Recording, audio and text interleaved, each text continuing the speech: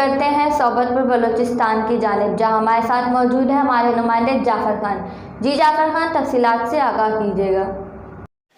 جی بالکل، ضلع صوبت پور کمشنر نصیر آباد ڈویژن عابد سلیم قریشی نے صوبت پور کا دورہ کیا اور ڈپٹی کمشنر آفس میں پریس بریفنگ کے دوران میڈیا سے بات چیت کرتے ہوئے کہا، حکومت کی کوشش ہے کہ عوام کو ریلیف ملے، جس میں تعلیم، صحت اور پینے کے لیے صاف پانی عوام کا بنیادی حق ہے۔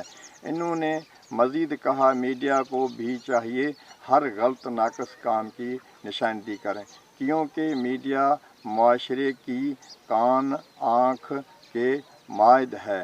اس موقع پر بم دھماکے میں شہید ہونے والے نواقین میں 10-10 لاکھ کا امدادی چیک بھی تقسیم کیا۔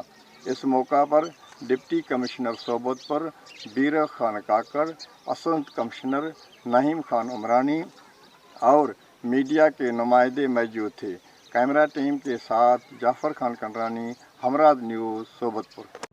بہت شکریہ جعفر خان، تفصیلات سے آگاہ کرنے کے لیے۔